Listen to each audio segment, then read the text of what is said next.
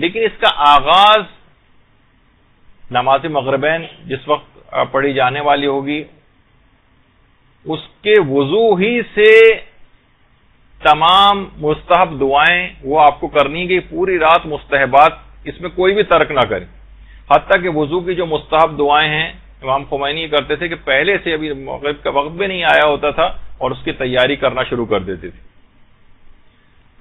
وضو کے وقت تمام جتنے بھی مستحبات ہیں وضو کی ان کو آپ انجام دیں اور اس کے بعد پھر ظاہر ہے کہ نماز مغربین کی تیاری کرنی ہے. افطار سے پہلے آپ نماز مغربین پڑھنی ہے آپ نے یا افطار کے بعد پڑھنی ہے آپ کو خود فیصلہ کرنا پڑے گا. افطار کی جتنی بھی دعائیں ہیں کوشش کریں افطار کی جتنی دعائیں ہیں شب قدر میں خاص طور پر ساری دعائیں صرف اللہم لک صمت والی دعا نہیں بلکہ جتنی بھی افطار کی اور دعائیں ہیں وہ سب بھی تھوڑا سا 5 منٹ افطار تاخیر کر دیجئے لیکن افطار کی ساری مستحب دعاؤں کو پڑھیں.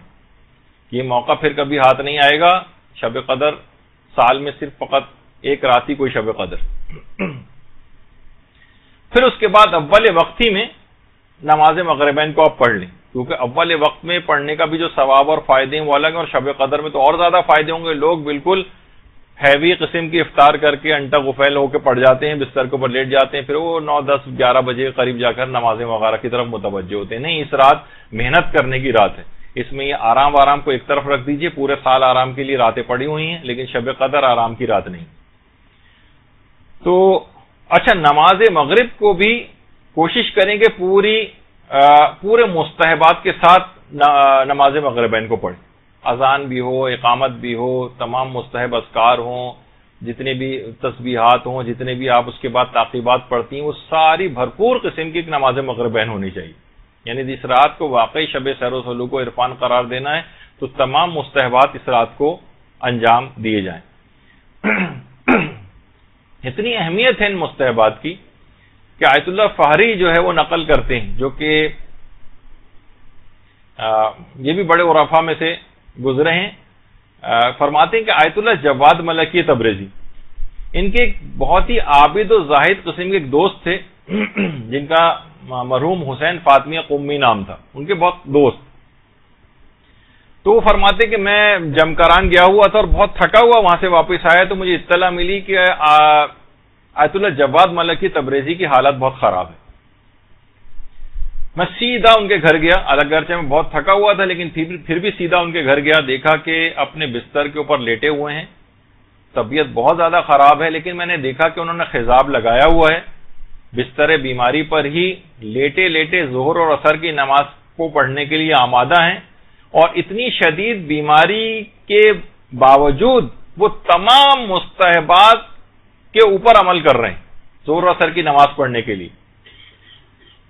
انہوں نے بہت مشکل کے ساتھ ان کے حلق سے منہ سے آواز بھی نہیں نکل رہی تھی لیکن انہوں نے اذان بھی دی اقامت بھی کہی اور بستر پہ لیٹے لیٹے اس کے بعد تکبیرات افتتاحیہ پڑھی. دیکھیے مستحبات کی اتنی زیادہ اہمیت ہے.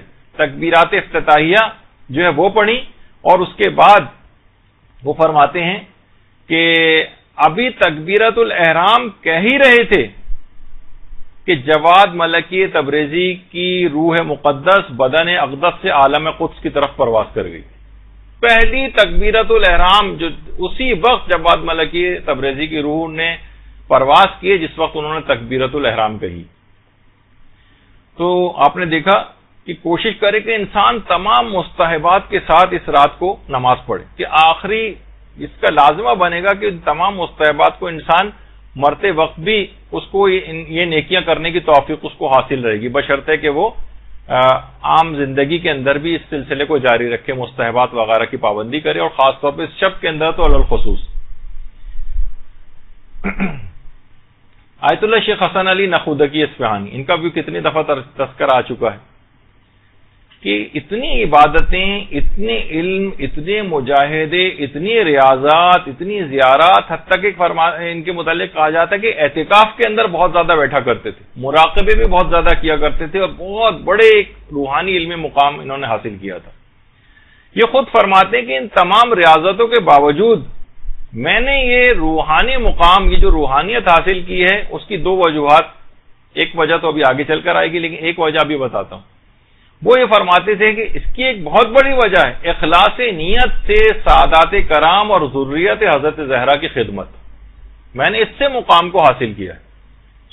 آیت اللہ شیخ حسن علی نقودکی اصفہانی امام خمینی کے بھی عرفانیات کے اساتذہ کے اندر سے، وہ فرماتے ہیں کہ یہ جو میں نے مقام حاصل کیا ہے یہ اخلاص نیت سے سادات کرام کی خدمت کے ذریعے حاصل کیا ہے۔ یہ رات اس لحاظ سے حضرت زہرا کی رات بھی ہے، حقیقت شب قدر تو حضرت زہرا ہی ہیں، تو ان کی اولاد کی خدمت کا اس رات کوئی عنوان ہو جائے، سادات کی مالی مدد۔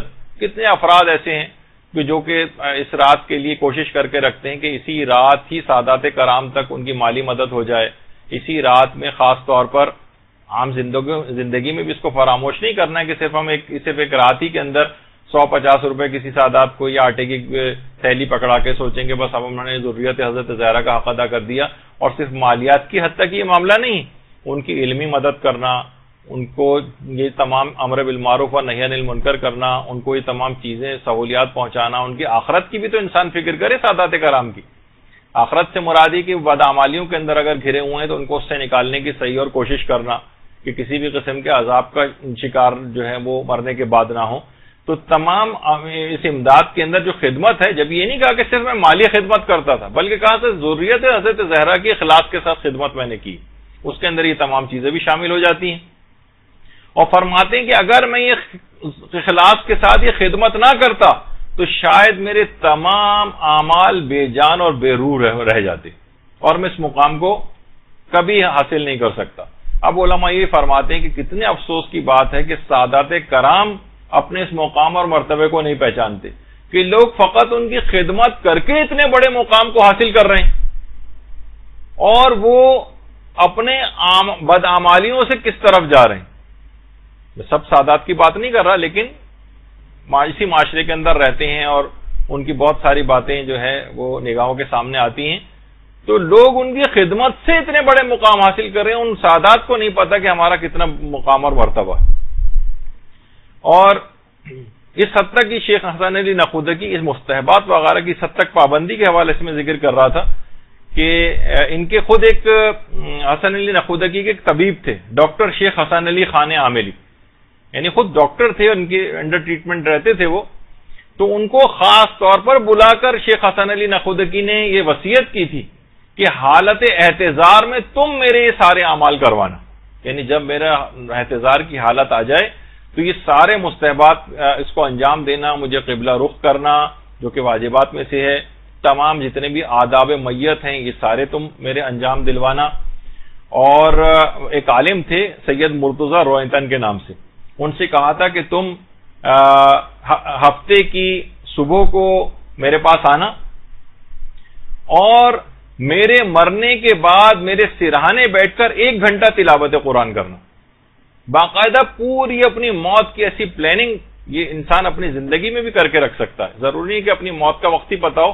بہت سے علماء اور رفا بہرحال اس حقیقت تک کو پا جاتے ہیں کہ انہوں نے کہا کہ ہفتے کی صبح کو آ جانا، میرا انتقال ہو چکا ہوگا، اور اس کے بعد میرے سرہانے بیٹھ کر 1 گھنٹہ تلاوت قرآن کرنی۔ تو وہ آیت اللہ شیخ حسن علی نقودکی اصفہانی فرماتے ہیں کہ انتقال یعنی لوگ بیان فرماتے ہیں کہ انتقال سے 1 دن پہلے یہ بات کہہ رہے تھے کہ آج شب میں نے خواب میں شیخ عباس قمی کو دیکھا، صاحب مفاتیح الجنان، کہ وہ مجھ سے کہہ رہے ہیں کہ اب تم جلد آ جاؤ، عالم برزخ میں تمہارا انتظار ہو رہا ہے۔ اور وہ سمجھ گئے تھے۔ اس کے بعد انہوں نے ہسپتال کے جو میڈیکل سپرنٹینڈنٹ تھا، MS جس کو کہتے ہیں، اس کو بلایا اور کہا کہ میری موت کا وقت نزدیک آ گیا ہے، میرے انتقال کے بعد یہاں پر لوگوں کو بہت زیادہ ازدحام ہو جائے گا، یہاں کے سٹاف کو بھی بہت مشکل ہوگی، یہاں کے مریضوں کو بھی بہت تکلیف ہوگی، تو تم مجھے ہسپتال سے گھر منتقل کر دو۔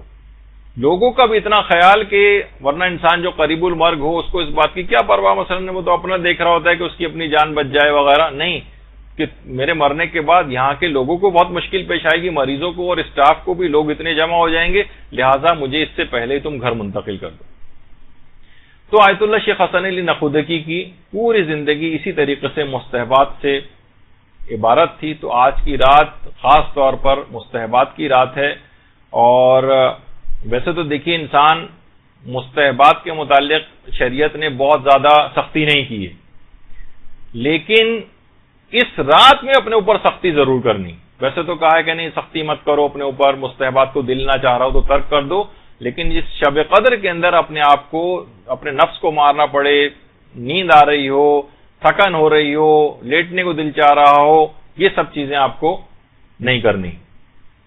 اور دیکھیے یہ اتنی، اس بات کی اتنی اہمیت اسلام دیکھیے اس بات کی اتنی پرواہ کرتا ہے بہرحال کہ اگر کسی کا دل نہیں چاہ رہا تو زبردستی تھوپتا نہیں ہے اس کے اوپر. جیسے کہ ملتا ہے نا کہ آیت اللہ علی آغا قاضی کے متعلق کہ جب انہوں نے ایک دستور العمل دیا تھا آیت اللہ سید محمد حسن الہی طباطبائی کو، علماء اپنے لیے دستور العمل لکھواتے تھے کہ ہم کس طرح سے عمل کریں کیا. تو انہوں نے کہا تھا کہ دیکھو میں دستور العمل تمہیں دے رہا ہوں یہ. پھر اس کے بعد جب وہ بزرگی کی طرف چلے گئے تھے آیت اللہ حسن الہی طباطبائی، ان کی تصویر، تو کہا کہ دیکھو تم یہ اس پر خود بھی عمل کر سکتے ہو اور دوسروں کو بھی یہ دستور العمل دے سکتے ہو، کوئی مذائقہ نہیں ہے، لیکن اس بات کا خیال رکھنا کہ کسی کو بھی یہ دو، جب تک طلب صادق نہ دیکھو اس وقت تک یہ دستور العمل کسی کو نہ دینا. یعنی اس میں سچی تڑپ پائی جائے کہ ہاں میں بدلنا چاہتا ہوں، اپنے آپ کو میں عمل کرنا چاہتا ہوں. یہ نہ ہو کہ مثلا غلط مقاصد کے لیے دستور العمل مانگا جا رہا ہو کہ میں یہ چیزیں کچھ کرامتیں حاصل کر لوں، تو مثلا دنیا کو کمانے کا اس کا خیال ہو، یا اس کا دل نہیں چاہ رہا ہو، زبردستی آپ لوگوں کو دستور العمل بیان کر رہے ہوں. فرماتے تھے کہ نہیں یہ نہ کیا جائے. جس طرح کہا جاتا دیکھتے ہیں نا کہ مجالس کے اندر فری کتابیں بھی تبرک کے طور پر ڈسٹریبیوٹ کی جاتی ہیں کوئی چیزیں، تو لوگ اکثر جیسے دعاؤں کی، تو اکثر لوگ اتنی غیر اہم اس کو سمجھتے، طلب صادق نہیں پائی جاتی، زبردستی پکڑائی جا رہی ہے ان کو.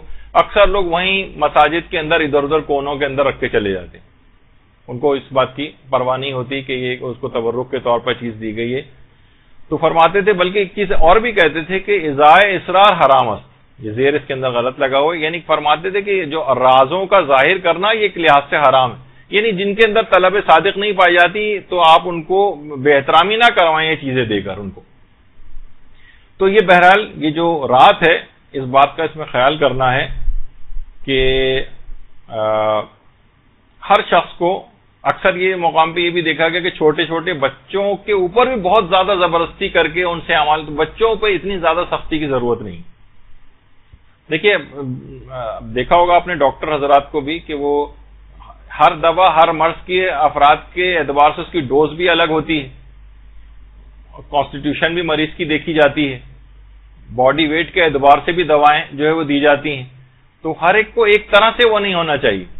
بہت سے بچوں کو کچھ وقت کے لیے جگہیں پھر سونے دیں، کچھ عمل کروائیں، کچھ ریلیکس کر دیں، بڑی دعاؤں کی طرف نہ لے جائیں، چھوٹی چھوٹی چیزیں ان سے کروا لیں، ان کا آپ کو اس لحاظ سے خیال کرنا ہے. تو بہرحال اذکار، لیکن اپنے اوپر سختی کریں، اپنے تو ایک ایک لمحے سے کشید کریں.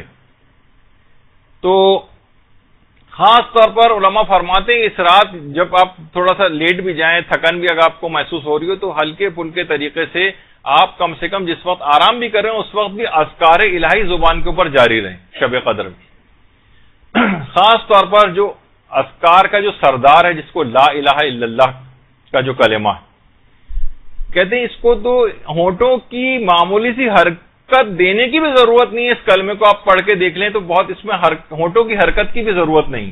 یعنی مرتا ہوا شخص کے لیے بھی سہولت پروردگار نے رکھی ہے کہ جو مرتا ہوا شخص ہونٹوں کو حرکت دینے کے بھی قابل نہیں ہوتا ہے، تاکہ اس کے لیے بھی اس کلمے کو انتہائی آسان بنا دیا جائے کہ جو حرکت بھی ہونٹوں کو نہیں دے سکتا وہ بھی مرتے وقت کم سے کم اس کلمے کو ادا کر دے. تو پوری کوشش کرنی ہے کہ اس پوری رات آپ کو جاگنا ہے، پوری رات جاگنا ہے. 1 منٹ کو بھی اس کے اندر کوشش کریں کہ آپ نہ سوئیں.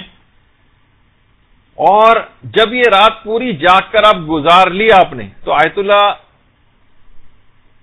شاہ آبادی یہ فرماتے تھے کہ اگر کسی شخص کو شب قدر پوری رات جاگنے کی توفیق نصیب ہو جائے تو اسے چاہیے کہ حضرت زہرا پر درود بھیجے.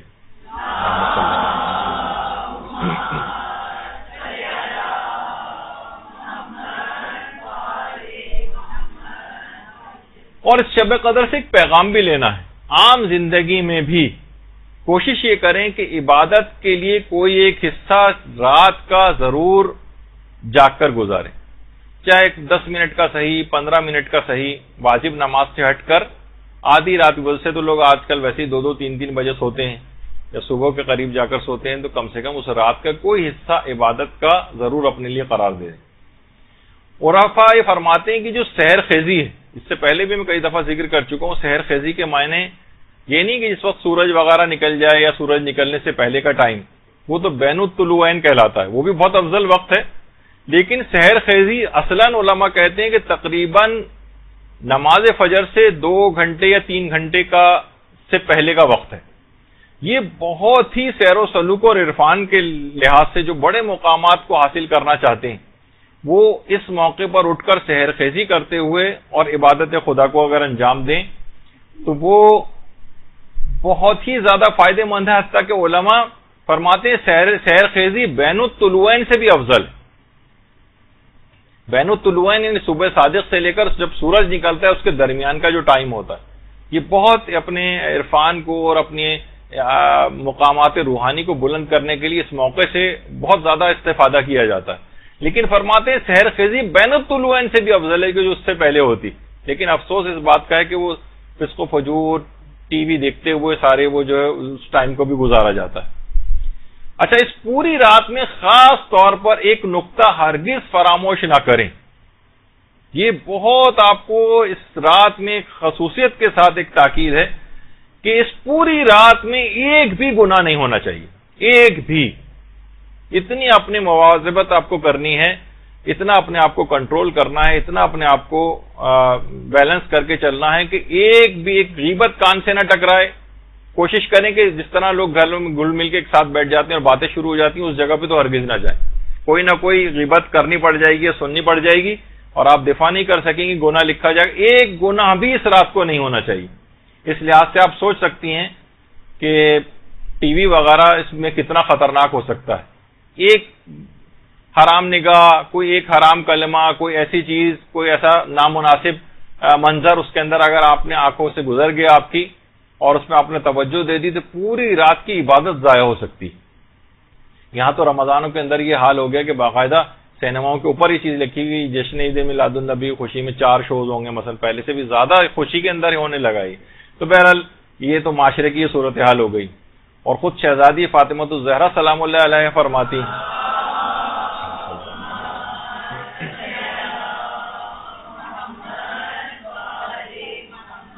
کہ اگر روزے دار کے مثلا یہ اعضاء و جوارے یہ اگر روزے سے نہ ہوں اور ان سے مثلا نافرمانی پروردگار ہوتی رہے تو پھر اس کے روزے کا فائدہ کیا ہوگا. اسی طریقے سے شب قدر کے لیے بھی کہ اس کی شب قدر کے سارے اعمال ضائع ہو جائیں گے اگر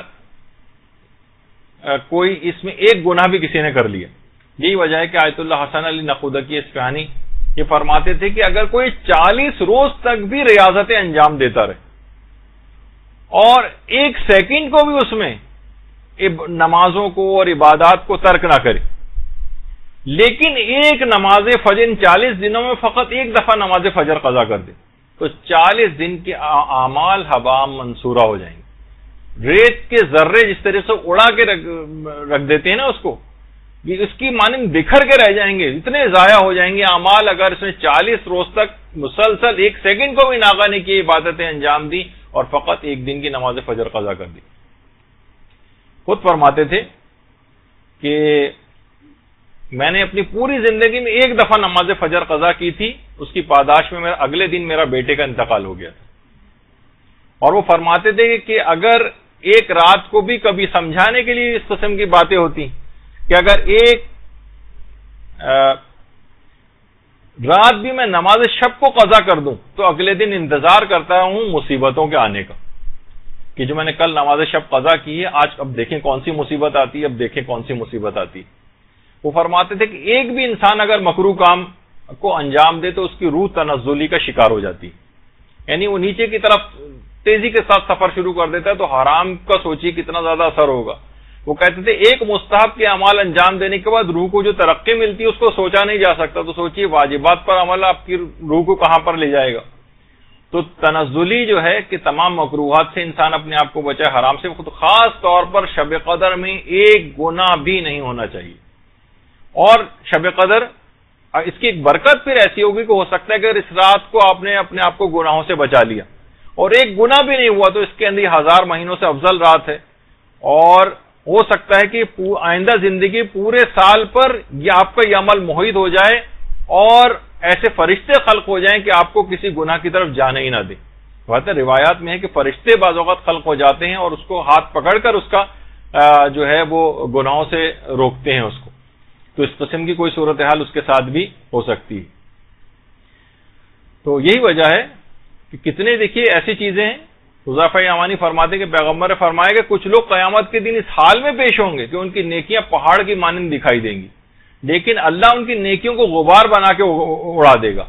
پھر انہیں دوزخ بھیجا جائے گا. اس وقت سلمان فارسی اٹھے اور کہا کہ اللہ کے رسول ذرا وضاحت فرمائیے کون لوگ ہوں گے؟ تو آپ نے فرمایا وہ لوگ ہوں گے جو نمازیں پڑھتے تھے، روزے رکھتے تھے، تہجد گزار تھے، لیکن عیب یہ تھا کہ جب بھی ان کے سامنے کوئی حرام کام کرنے کا موقع آتا تھا تو فوراً اس میں کود پڑتے تھے اور اس کا ارتکاب کر لیتے تھے. تو یعنی ہمارے سامنے کوئی موقع پیش آیا، فوراً ہم نے ارتکاب کر لیا، کوئی ریزسٹنس ہی نہیں ہے. ہاں عبادت بھی انجام دے رہے ہیں، گناہ بھی ہو رہے ہیں. جیسے کہ آج کل ٹی وی یہی کام کر گئے، نمازیں بھی پڑھیے، گانے بھی سن لیں، نمازیں بھی پڑھ لیے، ڈانس بھی کر لیں، نمازیں بھی پڑھ لیں، قوالیاں بھی مثلاً پڑھتے رہیں وغیرہ. تو یہ سب چیزیں کیا ہوگا کہ ایک ایسی چیز ہو گئی کہ اسلام اور گناہ کو آپس میں ملا کر چلیں. یہی دین اور دنیا کی اسی کے اندر فلاح ہے کہ دونوں چیزیں اس طرح سے ساتھ ہوں، گناہ بھی ہوتے جائیں اور نیکیاں بھی. یہ میڈیا کا تو اسلام ہو سکتا ہے لیکن بہرحال اللہ کے رسول کا اسلام یہ نہیں.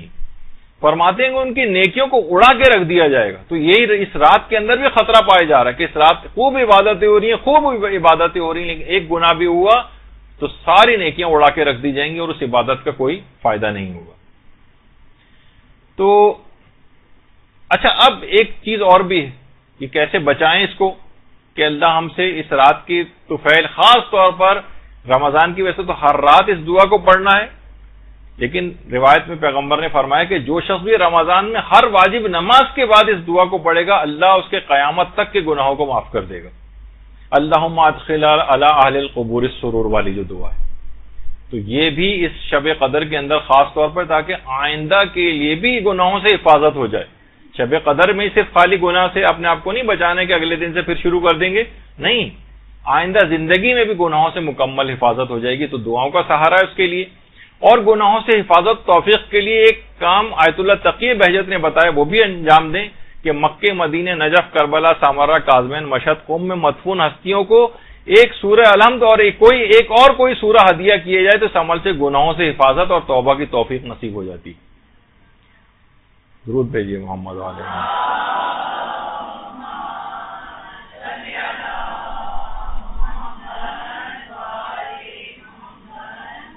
ایک سورہ الحمد اور اس کے ساتھ کوئی ایک سورہ، وہ ان جگہ مقدس جگہوں پہ مدفون جو ہستیاں ہیں ان کو آپ ہدیہ کریں تو اس کا فائدہ یہ ہوگا، گناہوں سے حفاظت ہوگی اور توبہ کی توفیق نصیب ہوگی. بہترین عمل ہے اس رات کو کرنے کے حوالے سے تاکہ آئندہ زندگی میں بھی اپنے آپ کو گناہوں سے بچایا جا سکے اور فقط اس رات کی حد تک محدود نہ ہوا جائے کہ اس رات کو کوئی گناہ نہ ہو بلکہ آئندہ زندگی میں بھی نہ ہو. ایک چیز اور بھی علماء نے اس کی تاکید کی ہے، وہ یہ کہ دیکھیے اتنی عظیم رات آپ کو مل رہی ہے، اس پر پروردگار کا جتنا بھی شکر ادا کیا جائے کم ہے. تو اس عظیم رات کے ملنے پر ایک طویل سجدہ شکر انجام دیں. شب سحر سلوک اور عرفان بغیر سجدے کے کیسے حاصل ہو سکتی؟ اس رات ایک طویل سجدہ شکر جو انجام دیں. دیکھیے ویسے تو علماء فرماتے ہیں سارے آئمہ کے جو سجدے ہیں وہ سب بندگی کے ارکان میں سے ہیں اور سبھی کے سجدے ایسے ہیں، لیکن خاص طور پر سجدہ امام موسیٰ کاظم علیہ السلام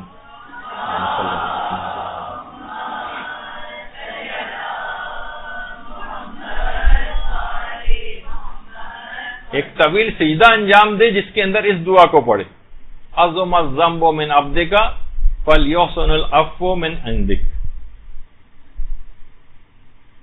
کہ تیرے اس بندے کے گناہ بہت عظیم ہیں پروردگار، بہت بڑے بڑے گناہ ہیں، لیکن تو اس بندے کو بخش دے اور تیری بخشش کتنی حسین ہے. تو فرماتے ایک طویل سجدہ شکر انجام دیں اور کوشش کریں کہ اس دعا کو بھی اگر اس کے اندر پڑھ لیں. اور علماء ایک چیز اس دعا کے علاوہ ایک ذکر کو اور فرماتے ہیں اور وہ ہے ذکر یونسیہ کو. جتنا بھی ہو سکے ذکر یونسیہ بھی اس طویل سجدے کے اندر ہی انجام دے لیں اور خاص طور پر یہ طویل سجدہ نماز عشاء کے بعد انجام دیا جائے.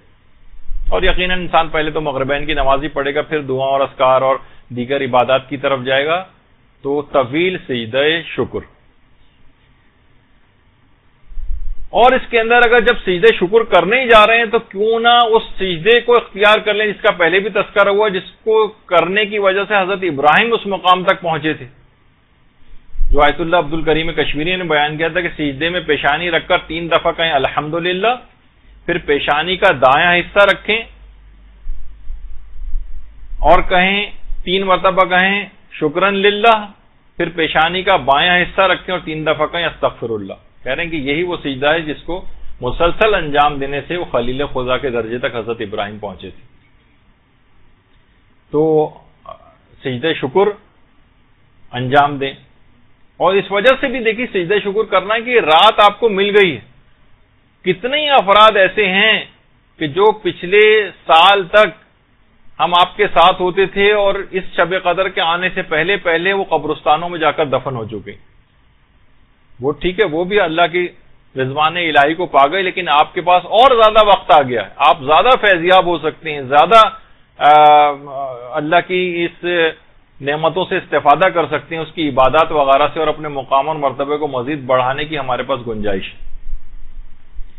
اور جب یہ علماء فرماتے ہیں کہ اس رات کو جب یہ طویل سجدہ شکر آپ انجام دیں گے تو لئن شکرتم لازیدنکم، جب تم شکر کرو گے تو اس میں مزید اضافہ ہوگا، تو خود بخود اس بات کا لازمہ یہ چیز بنے گی کہ آپ کو اگلی شب قدر حاصل ہو جائے گی، اس میں اضافہ ہوگا۔ جب آپ نے اس شب قدر کے حاصل ہونے کے لیے سجدہ شکر انجام دیا ہے تو انشاءاللہ آئندہ زندگی کی بہت ساری شب قدریں آپ کو ملیں گی۔ اس طرح انسان اپنی ایکسٹینشن پہ ایکسٹینشن کرواتا چلا جائے اپنی زندگی میں بھی، وہ بھی ایک طریقہ یہ ہے۔ تو ملا حسین قلی حمدانی جن کا بھی تذکرہ آ رہا تھا، تو ان کے انتقال کے بعد ان کے گھر والوں نے بھی، لوگوں نے آ کر ان کے گھر والوں سے دریافت کیا کہ زیادہ تر اوقات میں اکثر لوگوں کو ہوتا ہے نا کہ ذرا پوچھیں گے کیا کرتے تھے گھر میں، یعنی اتنے بڑے مقام اور مرتبے کو حاصل کیا، تو ان کے گھر والوں نے کہا کہ زیادہ تر ہم شیخ حسین قلی حمدانی کو ہم سجدے کی حالت ہی میں پاتے تھے، اتنے زیادہ سجدے کرتے تھے، تو کم سے کم اس میں ایک طویل سجدہ ہی انجام دے لیا جائے۔ اچھا، اب اس میں اس شب قدر کے اندر 3 سورے کی بڑی تاکید ہے۔ سورہ روم پڑھی جائے گی، سورہ عنکبوت پڑھی جائے گی، اور سورہ حامیم دخان، جس سورہ دخان کہتے ہیں، وہ پڑھی جائے گی۔ یہ مکمل ادب اور احترام کے ساتھ پڑھنا ہے، بہت خشوع و خضوع کے ساتھ پڑھنا ہے۔ ویسے تو آپ دیکھیے قرآن میں اس بات کی اجازت ہے کہ آپ لیٹ کے بھی پڑھ سکتے ہیں، اگرچہ آداب کے خلاف ہے، لیکن بہرحال ہم زیادہ اس لحاظ سے اس کو وہ کرنا کہ پورے اتنے اہتمام کے ساتھ ہر دفعہ انسان تلاوت قرآن کرنے کو کہا جائے تو ایسا نہ ہو کہ وہ تلاوت قرآن ہی گھبرا کر چھوڑ دے۔ تو جس طرح سے بھی وہ تلاوت قرآن کر لو، چلتے پھرتے کر لو، لیٹے لیٹے کر لو، کرتے رہو۔ لیکن اس رات کو جب یہ سورہ آپ پڑھیں اور جو تلاوت قرآن کریں، علماء فرماتے ہیں کہ یہ خاص طور پر آداب کی رعایت کرتے ہوئے پڑھیں تاکہ مکمل فائدے آپ کو اس میں حاصل ہوں۔ جیسے کہ آیت اللہ عبد الکریم کشمیری فرماتے تھے، خاص طور پہ کہتے تھے کہ 1000 مرتبہ سورہ قدر کا پڑھنا بہت ہی معنویت کے لیے اور روحانیت کے لیے بہت مفید ہے اس رات۔ اگر کوئی شخص جیسے بزرگ افراد ہیں، ان کو آپ اس پہ لگا سکتے ہیں جو اتنی نمازیں نہیں پڑھ سکتے، وہ ایک تسبیح لے کے کم سے کم سورہ قدر ہی پڑھتے رہیں، اور جتنے بھی ہو سکے، جو 1000 کا عدد نہ مکمل کر سکے، جتنا بھی پڑھ سکے سورہ قدر پڑھ لے۔ تو اسی طریقے سے کچھ علماء تو ایسے گزرے جیسے آیت اللہ شیخ محمد حسین کمپانی، روزانہ 1000 مرتبہ سورہ قدر پڑھتے تھے روز، جب بھی تو دیکھیے بڑے بڑے مقامات کو حاصل کیا۔ تو اب کسی نے شیخ عبد الکریم کشمیری سے پوچھا، نہیں سید عبد الکریم کشمیری سے، کہ آپ نے بتایا تھا کہ 1000 مرتبہ سورہ قدر پڑھی جائے، تو میں نے 1000 دفعہ سورہ قدر پڑھی ہے، لیکن میں نے دیکھا کوئی اثر ہی مرتب نہیں ہوا، اب میں کیا کروں؟ تو انہوں نے کہا کہ کیا تم نے آداب کا خیال کیا تھا، یہ چلتے پھرتے سورہ قدر پڑھی تھی 1000 مرتبہ؟ کہا کہ نہیں، چلتے پھرتے اٹھتے بیٹھتے جا رہے ہیں اس طرح سے پڑھی تھی۔ کہا جبھی اثر مرتب نہیں ہوا۔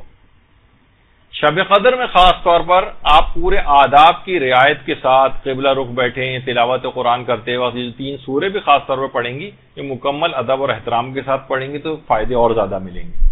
جیسے خود ایک دفعہ شیخ سید عبد الکریم کشمیری کے پاس ایک عالم آئے اور اپنی بیوی کے سلسلے میں بڑی شکایت کی کہ اس نے دیکھیں علماء کی بیویاں بھی اس قسم کی آ جاتی ہیں اور بہت سی عورتوں کے شوہر بھی بہت خراب ان کو مل جاتے ہیں کہ اتنا زیادہ مجھے پریشان کر کے رکھا ہوا ہے کہ اپنی پریشانی کی شکایت لے کر عبد الکریم کشمیری کے پاس آئے کہ مجھے حل بتائیے کہ میں کیا کروں.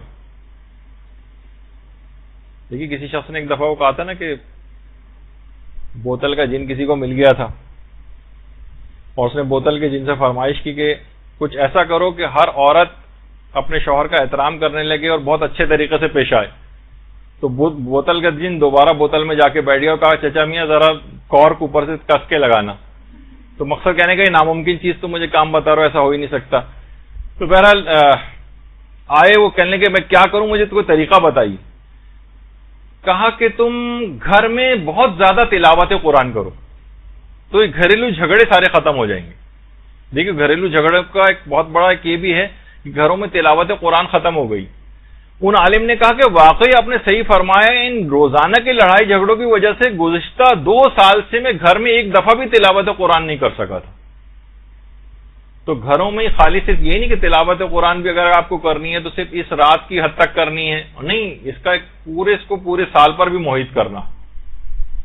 یہ وجہ کہ آیت اللہ شیخ مجتبہ لنکرانی وہ خود فرماتے تھے کہ آخری عمر میں بہت زیادہ قرآن پڑھنے لگے تھے. انتقال سے پہلے بہت ہر وقت قرآن پڑھتے نظر آتے تھے اور فرماتے تھے کاش بہت سی کتابوں کو جوانی میں پڑھنے سے بہتر تھا میں قرآن کے اوپر ہی وقت لگاتا. ہم دیکھیے بہت سارے جب علوم حاصل کر رہے ہوتے ہیں نا تو کچھ ایسی علوم کی طرف بھی چلے جاتے ہیں جو اتنے فائدے مند نہیں ہوتے. تو آپ کو یاد ہوگا کہ امام خمینی نے نسخہ کیمیا جن شیخ حسن علی نخودہ کی اصفہانی سے حاصل کیا تھا، جن کا کئی دفعہ تذکر آ چکا ہے. ایک طریقہ تو سادات کرام کی خدمت کا انہوں نے بتایا تھا جس سے انہوں نے اس عظیم مقام کو حاصل کیا. دوسرا طریقہ جو میں نے کہا تھا آگے چل کے بتاؤں گا وہ یہ طریقہ ہے. فرماتے ہیں کہ مشہد کے قیام میں 4 سال تک میں نے مسلسل روزانہ شب سے قرآن کی تلاوت شروع کرتا تھا اور صبح تک پورا قرآن ختم کر لیتا تھا، اور اس قرآن کو ختم کرنے کے بعد روزانہ 4 سال تک روزانہ ایک قرآن ختم کر کے اس کو ہدیہ کرتا تھا امام رضا علیہ الصلوۃ والسلام کی خدمت میں.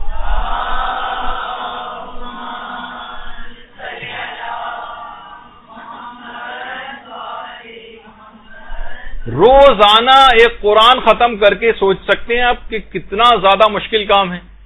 رات میں قرآن شروع کرتے تھے، صبح تک ختم کرتے تھے اور اس کو خدمت امام رضا میں ہدیہ کرتے تھے، اور اس عمل کو مسلسل 4 سال تک انجام دیا ہے. یعنی 1440 قرآن، یعنی تقریباً 1500 قرآن تو امام رضا کی خدمت میں ثواب کے طور پر ہدیہ کے طور پر پیش کی.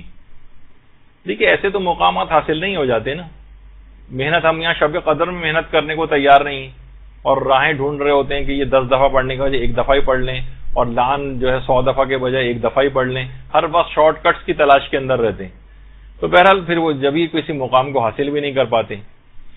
تو دیکھیے اس قرآن سے یہ کتنے مقامات عالیہ کو حاصل کیا اسی قرآن کی تلاوت سے.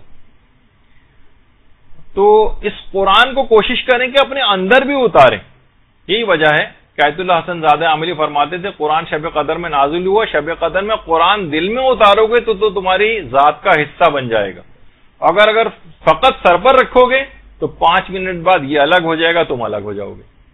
صرف اگر سر کی حد تک، ابھی آپ نے دیکھی تھی نا ایک تصویر، وہ فیشن زدہ ناخن آپ نے دیکھے جس میں وضو بھی ممکن نہیں ہے جس کے اوپر، اور اس میں پھر آپ جو ہے اس قسم کے اعمال انجام دے رہے ہوں، تو پھر اس کا مطلب ہے کہ ذات کا حصہ قرآن بنا نہیں. یہ الگ تم الگ، اس کے اوپر عمل کرو قرآن کے اوپر. یہی وجہ ہے کہ آیت اللہ جواد عاملی بھی فرماتے ہیں کہ ہم صرف قرآن کے دیکھیے جلد کے جو جلد ہوتی ہے اس کے بوسے لیتے ہیں، ہم قرآن کے صفحات کے بوسے لیتے ہیں، کیونکہ ہم سمجھتے ہیں کہ یہ صفحات متبرک ہو چکے ہیں، اور حقیقت ہے. دیکھیے ہم جب بھی حجاز مقدس جاتے ہیں اور وہاں پر خانہ کعبہ، مسجد نبوی وغیرہ جاتے ہیں تو ہمیں تبرکات کو چومنے سے روکا جاتا ہے. آیت اللہ سید عبد الحسین شرف الدین موسوی عاملی، جو کہ کتاب المراجعات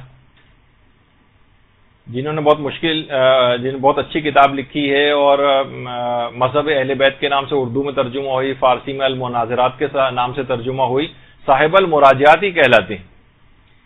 اور جب یہ حج پر تشریف لے گئے تھے، اور باقاعدہ شاید وہ پہلے عالم دین ہیں گزشتہ کئی سو سالوں کے اندر کہ جنہوں نے مسجد الحرام میں باقاعدہ ان کی امامت میں نماز تک ادا کی گئی. مسجد الحرام میں عبد الحسین شرف الدین موسوی. تو اس زمانے کا جو بادشاہ تھا ملک عبد العزیز، ان سے ملاقات بھی ہوئی. تو آپ نے بادشاہ کو چمڑے کی ایک جلد میں قرآن کا تحفہ پیش کیا. بادشاہ نے اس کو لیا، چوما، پیشانی اس کے اوپر رکھی. فوراً آپ نے کہا ہے بادشاہ آپ نے اس کی جلد کا بوسہ کیوں لیا؟ یہ تو بکری کی کھال کا بنا ہوا ہے. بادشاہ نے کہا میں نے اس کا بوسہ نہیں لیا بلکہ اس کے اندر جو موجود قرآن ہے اس کی تعظیم میں نے کی. فوراً آپ نے کہا احسنت، اے بادشاہ ہم شیعہ بھی رسول کی زری کو اسی احترام اور تعظیم کی خاطر ہی بوسہ دیتے. اللہم صلی علی محمد و علی محمد.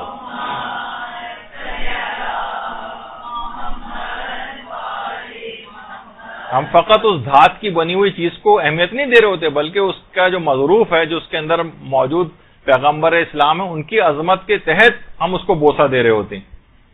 اس موقع پر سب نے نعرہ تکبیر بلند کیا باقاعدہ، اور بادشاہ نے مجبور ہو کر اس سال پیغمبر اسلام کے آثار کو چومنے کی اجازت بھی دیتی تھی. لیکن اس کے بعد جو ولی عہد آیا اس نے باقاعدہ قانون پاس کیا اور اس کے بعد پھر سے پابندی لگا دی گئی، جب بھی وہاں پہ آج کل روکا جاتا ہے. تو آیت اللہ جواد عاملی یہ فرماتے ہیں کہ ہم جب قرآن کی جلد کے بوسے لیتے ہیں، ہم قرآن کے صفحات کے بوسے لیتے ہیں، تو یہ جو بے جان اشیاء ہیں، یہ صفحے، یہ جلد، یہ جب حروف قرآن سے متصل ہو کر متبرک ہو جاتے ہیں تو فرماتے ہیں کہ بے جان اشیاء جب متصل ہو کر متبرک ہو رہی ہیں تو کیوں نہ ہم اپنی روح اور جان کو قرآن سے مانوس کر کے متبرک بنا لیں. ہم بھی تو اپنی روح کو متبرک بنا سکتے ہیں، ہم بھی تو اپنی جان کو متبرک بنا سکتے ہیں اگر قرآن کے احکام سے اپنے آپ کو متصل کر لیں. آپ بھی متبرک ہو سکتے ہیں. ہم سوچتے ہیں فقط یہ الفاظ جس صفحے کے اوپر یہ متبرک ہوا ہے، جلد متبرک ہوئی ہے، جزدان متبرک ہو گیا ہے. نہیں، اس طریقے سے بھی متبرک بنایا جا سکتا. تو خاص طور پر یہ جو تلاوت ہے، اس رات کو خاص طور پر تلاوت کرنی ہے، اور اب قرآن کو کچھ اہمیت دی جانے لگی ہے. مساجد کے اندر بھی قرآن کے حوالے سے پروگرام ہونے لگے ہیں. ایران میں تو پہلے سے ہوتے آ رہے ہیں لیکن ہمارے ہاں بھی اب ماشاءاللہ سے شروع ہو گئے ہیں. اور خاص طور پر قرآن کے حوالے سے مرحومین کو اس رات ضرور یاد رکھا جائے، بلکہ کوشش کریں کہ جتنے بھی اعمال شب قدر جب آپ انجام دینا شروع کریں گی تو اس میں تمام مرحومین کی بھی نیابت کی نیت کر لیں. تمام مرحومین کی نیابت کے میں یہ ان کی طرف سے بھی اس تمام اعمال کو انجام دے رہی ہیں. دیکھیے یہ جو مرحوم ہو گئے، دیکھیے ایک تو حرموں میں ویسے بھی جو متصل حرموں میں جو ہے نا مختلف قبور ہیں، جہاں کے علماء کے قبور ہیں، اصحاب کی قبور ہیں، مختلف ائمہ کے حرموں میں نظر آتی ہیں. جیسے حرم معصومہ قم کے ایک تو اندر بھی ایک لحاظ سے قبرستان ہے جہاں خواتین کو کبھی کبھی جانے کی اجازت دیتے ہیں، کبھی نہیں دیتے ہیں ان کے قبور تک. مختلف مراجع کے قبور بھی ہیں. تو حرم کے اندر بھی قبریں ہیں اور اس سے تھوڑا سا باہر نکل کر ہی دروازے کے باہر آیت اللہ بروجردی کی قبر بھی آپ نے دیکھی ہوگی جو لوگ وہاں گئے ہیں. اسی طریقے سے حرم امام رضا ہے، وہاں پر بھی بڑے بڑے علماء کی قبور ہیں، نجف میں بھی ہیں. تو معصومہ قوم کے حرم میں بھی قبور ہے. حرم سے باہر جب نکل جاتے ہیں تو ایک قبرستان شیخان ہے جہاں کپڑے کی وغیرہ کی دکانیں ہیں، مارکیٹس وغیرہ بنی ہوئی ہیں. یہ انتہائی نورانی اور بابرکت مقام ہے. جس طریقے سے نجف میں علی آقا قاضی کی قبر پہ کوئی نہیں جاتا، اس طرح قبرستان شیخہ میں بھی لوگ سامنے سے گزرتے ہیں زائرین، وہیں سامنے ہوٹلوں میں رہائش پذیر ہیں لیکن قبرستان شیخان میں کبھی نہیں جاتے نظر آتے. اور کتنے بڑے بڑے علماء اور شہداء اور اصحاب امام اس قبرستان کے اندر دفن، بالکل متصل. زکریا ابن آدم 6، 7، 8 امام کے صحابی، اور امام خود کہتے تھے جس کو کوئی مسئلہ پیش آتا تھا کہ میں آ نہیں سکتا، کہا زکریا ابن آدم سے جا کر پوچھو. اور اس کے علاوہ زکریا ابن ادریس اور ابن قولویہ کی قبر بھی وہاں قریب ہی ہے، اس سے متصل ہی ہے. جواد ملکی تبریزی کی قبر وہاں پر ہے، کتنے جن کا بھی ذکر ہو رہا تھا. رہبر معظم بھی جب بھی جاتے ہیں جواد ملکی تبریزی کی قبر پہ ضرور جاتے ہیں. اس کے علاوہ مرحوم حید جی، یہ خود عرفا میں سے ہیں. موت اختیاری کے حوالے سے ان کا واقعہ تھا جو کہ اب اتنا وقت نہیں ہے کہ اس کو پڑھا جائے.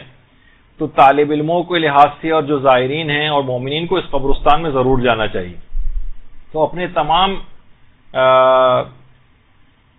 بلکہ کہا جاتا ہے کہ یہ جو معصومہ قوم کا جو حرم ہے اس سے جو متصل جو قبریں ہیں وہ، اس کے بعد پورے قم میں قبرستان شیخاں سے بڑھ کر کوئی بھی بابرکت مقام نہیں.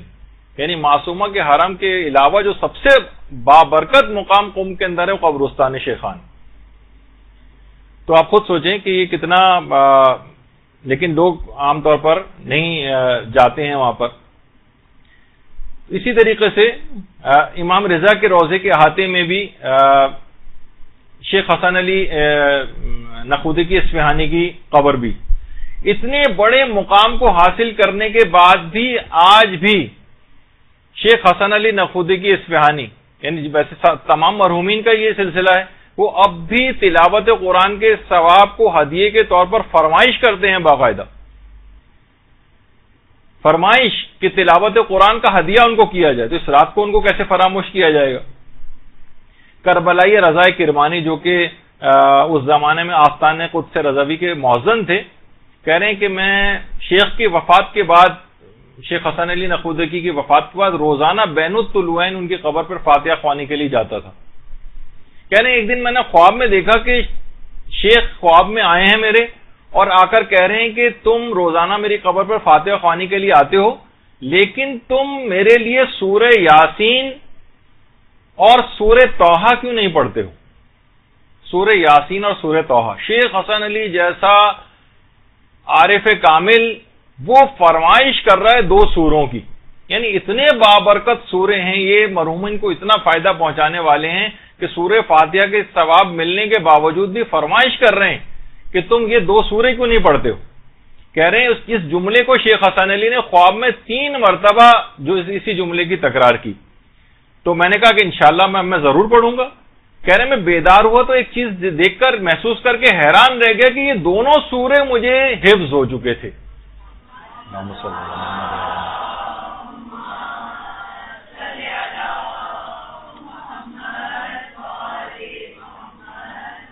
اور کہہ رہے ہیں اس کے بعد میں نے روزانہ جا کر ان سوروں کی تلاوت شروع کر دی. تو آپ نے دیکھا کہ بہرحال آج کی رات مرحومین اس طرح سے آپ کی تلاوت قرآن کے ثواب کا بھی انتظار کریں گے. تو یقیناً یہ 2 سورے اگر پڑھنے کے بعد کسی کے پاس وقت ہو تو وہ اس سورہ یاسین اور سورہ طٰہٰ کو اپنے مرحومین کے لیے ضرور تلاوت کریں. دیکھیے عبادت میں بہرحال محنت تو کرنی. آپ سوچ رہے ہوں گے کہ کتنے زیادہ تو یہ چیزیں آتی جا رہی ہیں، اس کا وقت اتنا کہاں ہوگا. اللہ انشاءاللہ برکت اس میں پیدا کرے گا، وقت بھی نکلے گا. تو یہی وجہ ہے کہ آیت اللہ تقی بہجت کہتے تھے کہ زمانے غیبت میں جو عبادات کرنے کا ثواب ہے زمانے ظہور سے زیادہ ہے. یعنی اس میں جو اگر آپ نے محنت کر لی تو اس کا ثواب زمانے ظہور امام، یعنی جب امام ظہور کر جائیں گے اس وقت کی عبادت سے زیادہ ثواب آج کل کے دور میں عبادت کا ہے. اچھا، اس رات کے لیے پیغمبر تو کہہ چکے ہیں کہ شب قدر میں کسی نے پوچھا پیغمبر سے کیا مانگے تو آپ نے کہا تم صحت اور عافیت مانگو. صحت انسان کی نہیں ہوتی تو تمام عبادات کی انجام دہی سے بھی رہ جاتا ہے. تو علماء فرماتے ہیں خاص طور پر بیمار حضرات اس رات کو دعائے مشلول بیماری کے لیے ضرور پڑھیں، یا ان کے لواحقین یا ان کے جو گھر والے ہیں وہ اپنے بیماروں کے لیے دعائے مشلول، کہ اس میں اعظم اس کے اندر ہے، اس دعا کے اندر، اور یہ بہت مجرب ہے. تو بیماروں کے لیے علی الخصوص اگر کوئی دعائے مشلول پڑھے تو شب قدر کے اندر بہت فائدہ ہے. اچھا، ایک چیز اور بھی ہے، آج کل لوگ ایک چیز کی بہت زیادہ سوالات کرتے دیکھے جا رہے ہیں کہ دل کو ہمارے سکون نہیں ملتا ہے. دل سے جیسے سکون غائب ہو گیا، دل میں ہر وقت دھڑکے لگے رہتے ہیں، یعنی بظاہر لوگوں کے مالی حالات اچھے ہوئے لیکن سکون غارت ہو گیا.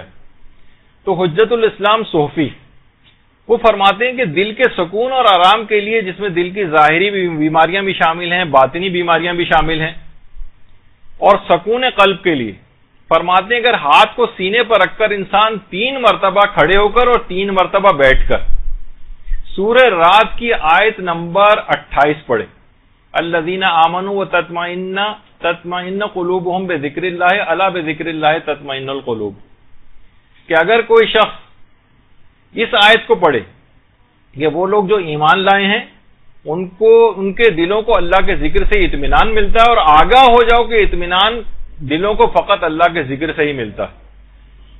سورہ رات کی آیت نمبر 28 کو 3 مرتبہ سینے پر ہاتھ رکھ کر کھڑے ہو کر 3 مرتبہ اور 3 مرتبہ بیٹھ کر پڑھے تو دل کی ظاہری اور باطنی بیماریوں کے لیے اور سکون قلب کے لیے بہت مجرب عمل ہے، یہ فرماتے ہیں. تو بیچ میں ذکر آ گیا، سوچا کہ لوگ بہت زیادہ آج کل پریشان ہیں کہ مالی حالات کے ٹھیک ہونے کے باوجود بھی. اچھا، اب ایک چیز اور علماء فرماتے ہیں کہ خاص طور پر نماز شب اس کو فراموش نہ کریں. جو اس کے پابند نہیں ہے نماز شب کو، خاص طور پر نماز شب اس رات کو کوشش کریں کہ اس رات سے عہد کر لیں. جو شب قدر کا ایک بہت بڑا فائدہ آپ کو اٹھانا ہے نا کہ نماز شب روزانہ آپ پڑھیں گے، تو کوشش کریں ایک تو 11 رکعت والی نماز شب وہ شب قدر سے اس کا آغاز کر لیں، جو کہ بعد کی زندگی تک بھی اس کو جاری و ساری رکھیں.